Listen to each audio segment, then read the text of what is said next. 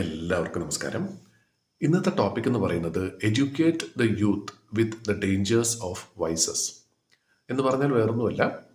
നമ്മുടെ നാട്ടിലെ ചെറുപ്പക്കാർ അല്ലെങ്കിൽ കുട്ടികൾ അല്ലെങ്കിൽ യുവാക്കൾ അവരുടെ ഒരു പ്രത്യേകത എന്ന് പറയുന്നത് ഇപ്പം നമ്മൾ കഴിഞ്ഞ ദിവസം കണ്ടിരുന്നു.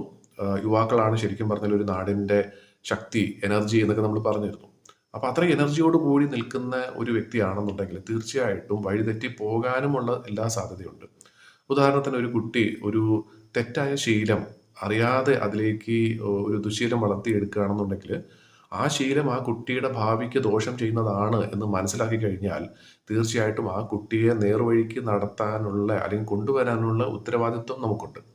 അത് നമ്മുടെ വീട്ടിലെ കുട്ടി തന്നെ ആവണം എന്ന് നിർബന്ധമില്ല. അങ്ങനെ നമ്മുടെ നാട്ടിലെ ഏത് കുട്ടിയാണെങ്കിലും തെറ്റായ രീതിയിലാണ് പോകുന്നതെങ്കിൽ ആ കുട്ടിയെ സ്വാഭാവികമായിട്ട് നമ്മൾ എന്തായിരിക്കും ചെയ്യുന്നത്? ഒന്നുകിൽ നമ്മൾ ശകാരിക്കും അല്ലെങ്കിൽ ശിക്ഷിക്കും.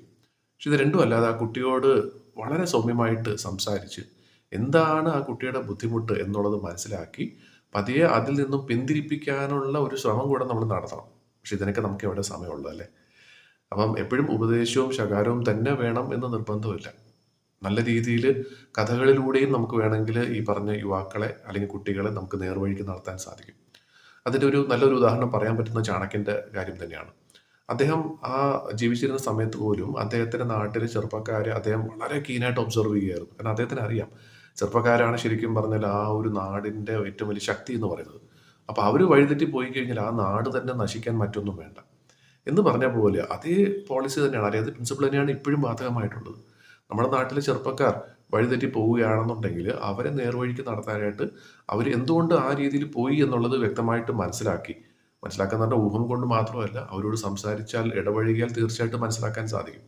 അങ്ങനെ അത് മനസ്സിലാക്കി കഥകളിലൂടെയും അല്ലാതെയും ഒക്കെ നിങ്ങളിങ്ങനെ പോയി കഴിഞ്ഞാൽ ഇതായിരിക്കും ഇതിൻ്റെ ഫലം, അതിൽ ഇന്ന ദോഷമുണ്ട് എന്നുള്ളത് മനസ്സിലാക്കി കൊടുത്ത് അവരെ നേർവഴിക്ക് നടത്താൻ സാധിക്കുന്നുണ്ടെങ്കിൽ ഒരു നേതാവിന് ശരിക്കും പറഞ്ഞാൽ ഇതിനപ്പുറം മറ്റൊന്നും വേണ്ട. അപ്പം നമ്മുടെ വീട്ടിലെ കുട്ടി തന്നെ ആകണമെന്ന് നിർബന്ധമില്ല. നാട്ടിൽ അല്ലെങ്കിൽ നമുക്ക് പരിചയമുള്ള ഏതൊരു കുട്ടി, യുവതലമുറയിലുള്ള ആരെയും നമുക്ക് ശരിക്കും പറഞ്ഞാൽ മനസ്സിലാക്കാനായിട്ട് സാധിക്കണം. അതാണ് ശരിക്കും ഒരു നേതാവിൻ്റെ വലിയൊരു ഒരു പോസിറ്റീവായിട്ടുള്ള ഒരു കഴിവ് എന്ന് പറയുന്നത്.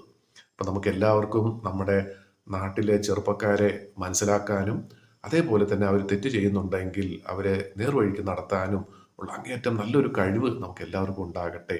അങ്ങനെ ആ നാട് തന്നെ നമുക്ക് നന്നാക്കി എടുക്കാനായിട്ട് സാധിക്കട്ടെ എന്ന് ആശംസിക്കുന്നു.